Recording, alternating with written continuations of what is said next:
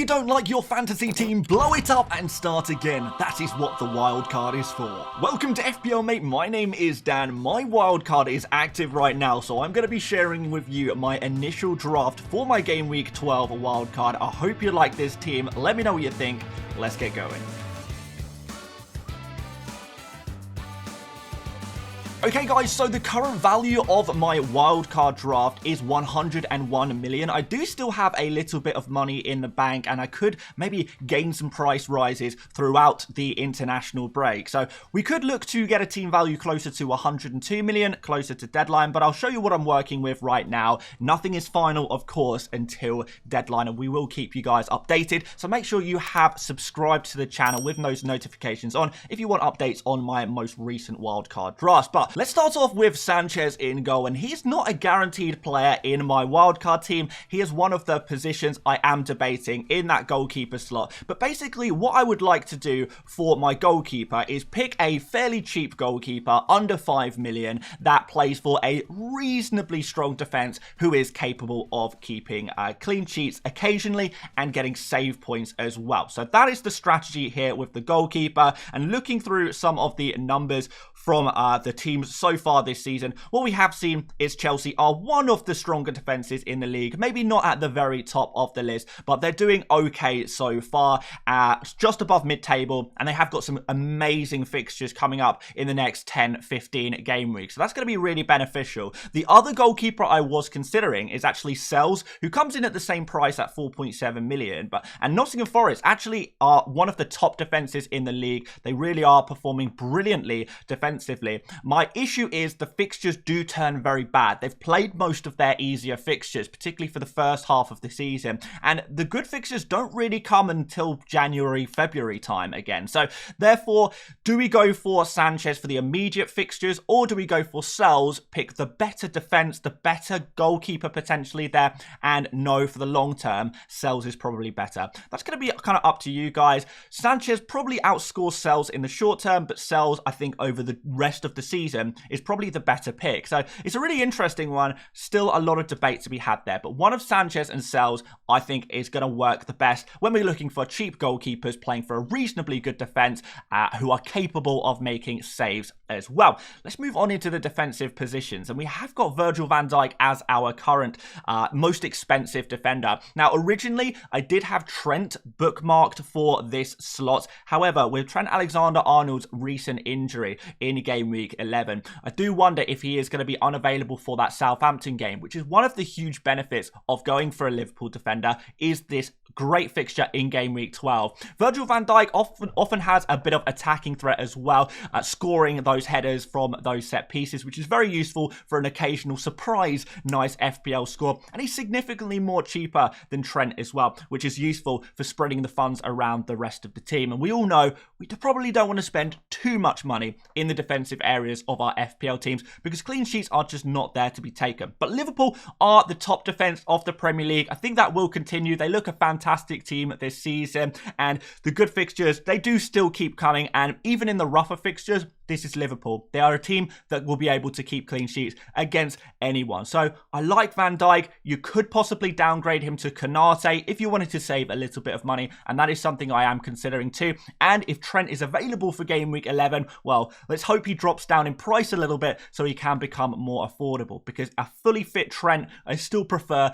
to Virgil van Dijk, even if you consider the price difference between the two players. Our next defender is going to be Gabriel, and I really like the look of Arsenal's fixtures now from a defensive point of view. Nottingham Forest, West Ham, Man United and Fulham in the next 4, but Arsenal's fixtures do have a bit of a turnaround now after the Chelsea game in game week 11, and Gabriel is a player we obviously know has a lot of goal threat. Just like Van Dijk, Gabriel is another player who will be able to score those occasional goals and really create those nice surprises for your weekend, which is so nice. He is 6.1 million, but he has actually dropped a little bit in price, which is really good. The more he drops, the more value for money he can provide, and I don't think it's time to write off the Arsenal defense quite yet. As we mentioned, we're trying to target some of those slightly better defenses who have been performing so far this season, and Liverpool, Arsenal, maybe Forest are two of those defenses certainly. So Gabriel is in. I like him. I think he is just a very safe defender to go for.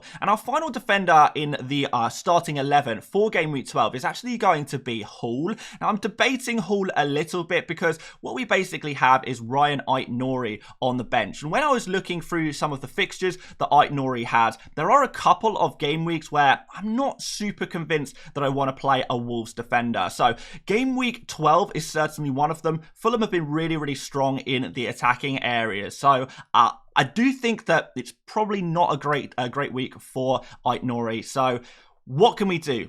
It's Game Week 12 against Fulham away and Game Week 19 against Spurs away. We need to find a defender who is very cheap that can cover Ait-Nouri for those weeks, as well as provide adequate cover if Ait-Nouri gets his 5th yellow card and is suspended for a following game week. That's what I'm looking for right now. So that brought me to a couple of options. Now, probably the most exciting option is Lewis Hall, who is in my current squad. And that's because he does provide a little bit of attacking threat. He plays West Ham at home in Game Week 12, which is quite nice. He does play Man United away in 19, which is a little bit more worrying. There are some other really nice fixtures for Newcastle coming up. They play Leicester in 16, Ipswich in 17, and you could maybe afford to play a guy like Hall in one of those game weeks. And that, I think, is adequate cover for Ait-Nouri. But the other player I am looking at right now is potentially Anderson. 4.3 million again at Fulham. Fulham, one of the top defences this season again. So another defence I really like the look of at the moment. So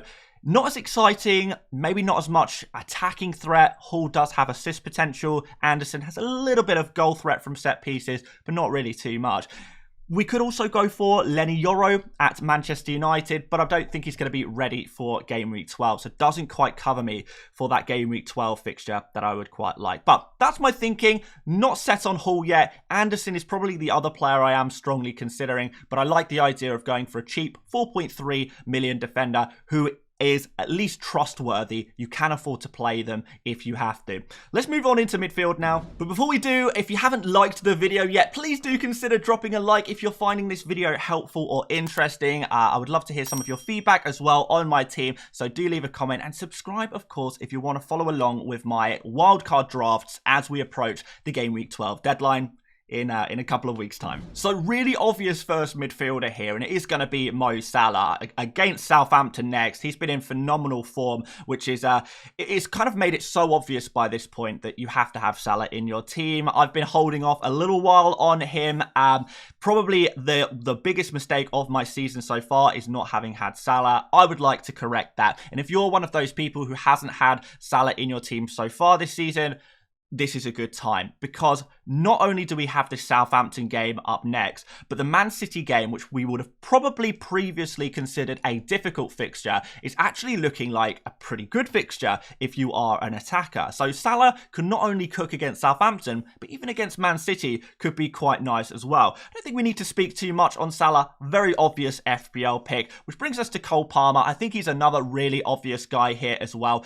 Now, Chelsea's fixtures just look brilliant for a very long time. So Palmer is going to now come into that period of time where he is just that essential guy. We've definitely seen many times over the past year and a half where Palmer has been essential, must have, scoring these crazy points, and it's always against the weakest teams in the Premier League. He's a great flat track bully where he can get 3 or 4 FPL returns against some of those weaker defenses. He's done it time and time again, and he will do it some more. So I cannot imagine a universe in which we do not have Cole Palmer in our team. Which brings us to Saka. Yes, another premium midfielder. 3 premiums. That's a 3-mium in midfield. And Saka, an improvement of the quality of fixtures for him. I do prefer these fixtures from a defensive point of view for Arsenal, but I also appreciate that Saka is a penalty taker, star of the show of Arsenal. He's that one player whose performance levels haven't really dropped off,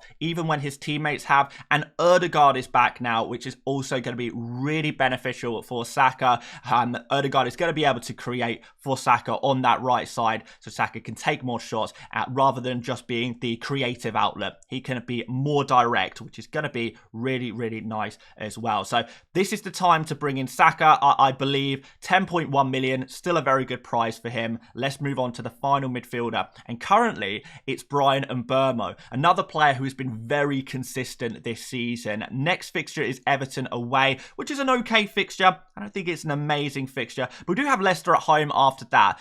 Now, beyond that, the fixtures for Brentford do dip a little bit. So it's going to come down to, do you trust Bryan Mbeumo? Do you trust him to do the business each and every game week? Well, maybe. Possibly. Maybe you do. One concern is that with Wissa now back, Mbeumo is not necessarily the striker anymore, maybe playing a little bit wider, but he still does have a lot of set pieces. So I do wonder if he can pick up where he left off a couple of weeks ago, where he was that essential FPL asset. But I don't think Mbeumo is as much of a must-have player now compared to what he was previously. And there is one player I'm considering switching in instead of Mbeumo, and that is going to be Bruno Fernandes, who I'm expecting to play a very advanced role under new manager Amorim. So if Manchester United do drastically improve with their great fixtures ahead of them, I wonder, could Bruno be the guy to go for? And could we go for a midfield quartet of Salah, Palmer, Saka and Bruno? That would be absolutely crazy good. And it's something that is only really possible to do if you are on a wild card. Otherwise, it's going to be pretty difficult to get to a midfield that crazy without taking a couple of hits. So could be a big opportunity there for Bruno fans to go for him ahead of Gameweek 12. But we've got Bryan Mbeumo in this lineup for now. Let's move up front. Alexander Isak, I think, is another really nice opportunity to go for at the moment. Now, it was between him and maybe Nicholas Jackson, but I would like to have a striker who is slightly higher priced, a slightly, not a Haaland level price, maybe not even a Watkins level price, but to have a player in that price range allows us to, if Isak goes poorly or if he gets injured, we can maybe move to Jackson, or, if we want to upgrade to a Watkins or a Haaland later down the line, if form does improve for Haaland, then that is going to open up some more routes for us to be able to do that. So I do like going for a slightly more expensive striker here. So Isak is my choice. His numbers are up a lot at the moment. He's actually looking, I think, a bit better than Jackson at the moment. The fixtures, I think, are good for Newcastle as well. Outside of that Liverpool fixture coming up in a couple of weeks, I do think the fixtures generally do look good. We've got West Ham in 12, Palace in 13, Brentford in 15, and then Leicester and Ipswich in 16 and 17 back-to-back, which could be really nice.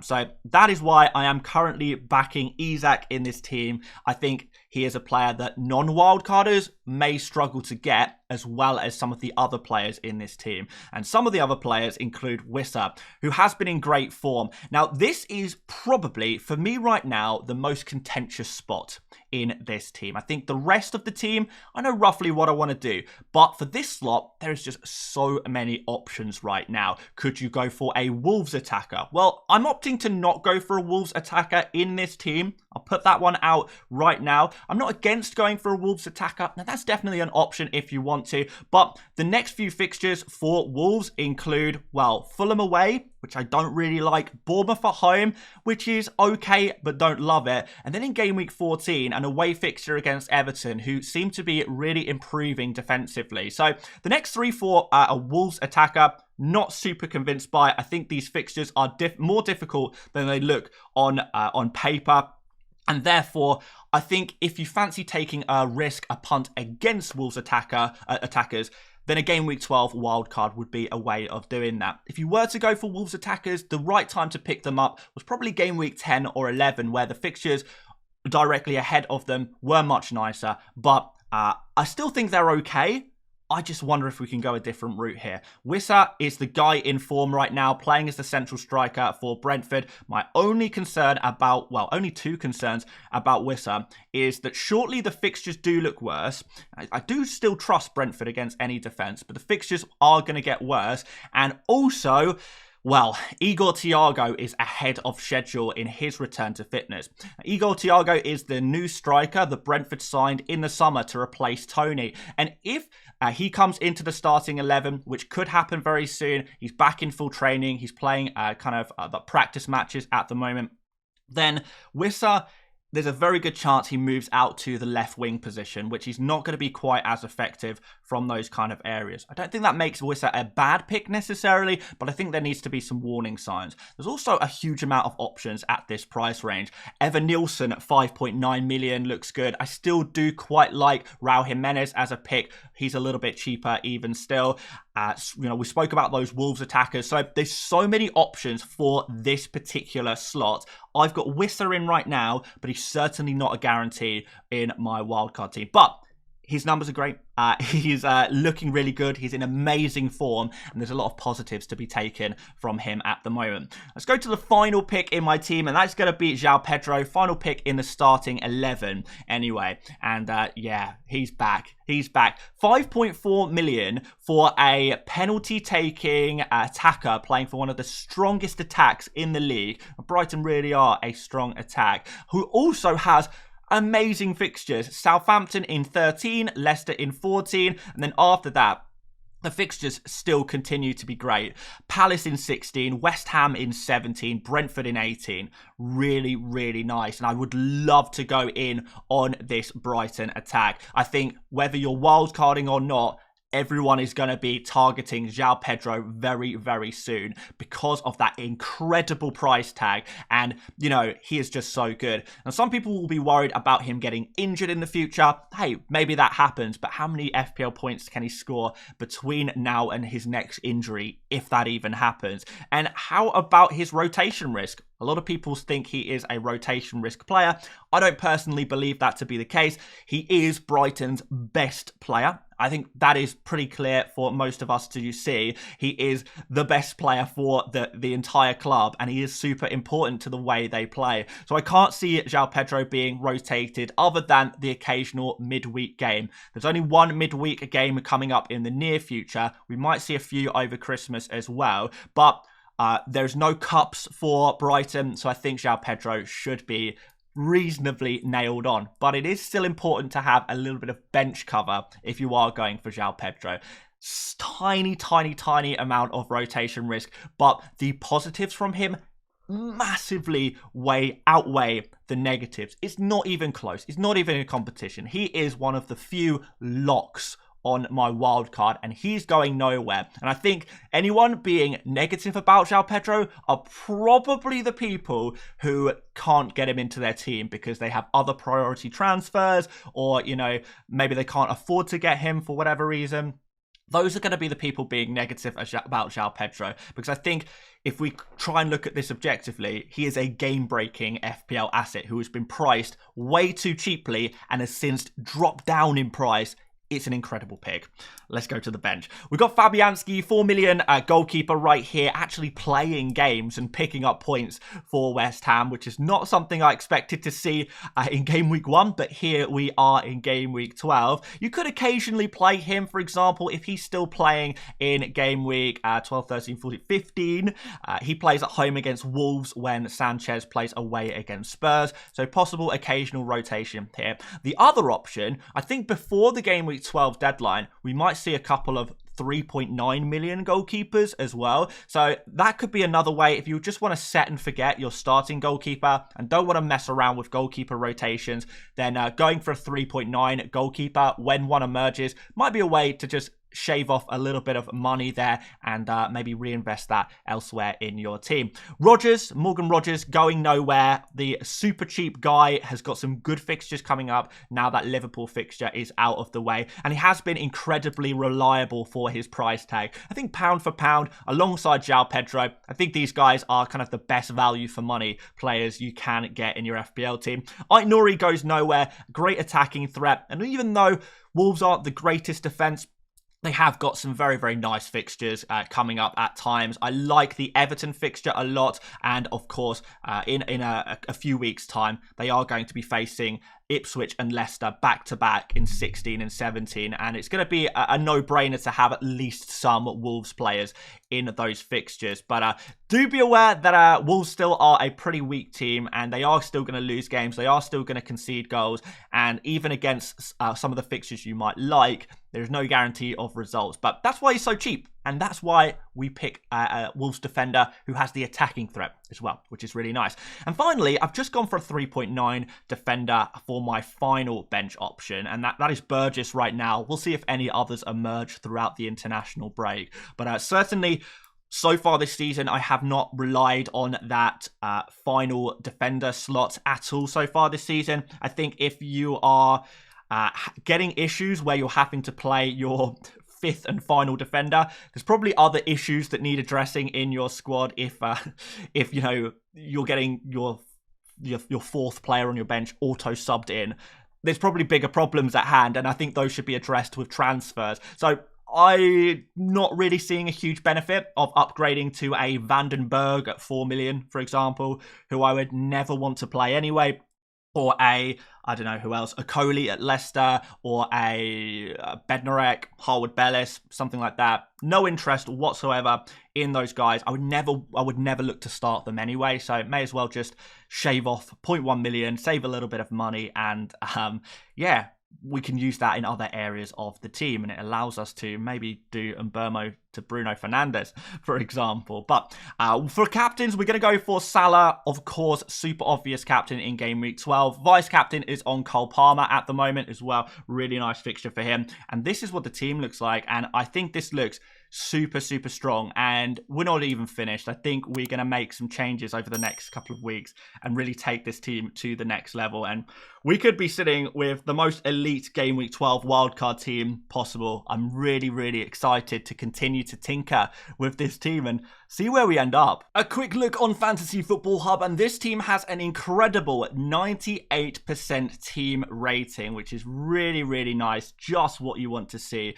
with a team like this. Really loving this tool during the wildcard tinkering stages as I look to make changes to my team. Look up all of those stats, which we've kind of showed on screen throughout the video, as well as looking at some of the predictive points to make some of those tougher decisions. For example, when I was looking for a 4.3 million defender here in the Hull slot, I suppose, I just simply went to defenders here, changed my price range to 4.3 because I want to go cheap, and immediately I got the suggestions Mikalenko, Anderson and Hall as potential options there. Really, really quick, really, really easy, and that is why I do feel like Anderson could be a potential one. Now, one other thing I do want to show you, because this has been really useful on Fantasy Football Hub, is the predicted price changes. And I'm using this tool right now to make sure I'm catching all of the price changes within my live FPL team and don't miss out on any of them, as well as selling any players it looks like will drop in price. But this is fantastic because what we can see with tools like this is players like Lewis Dunk,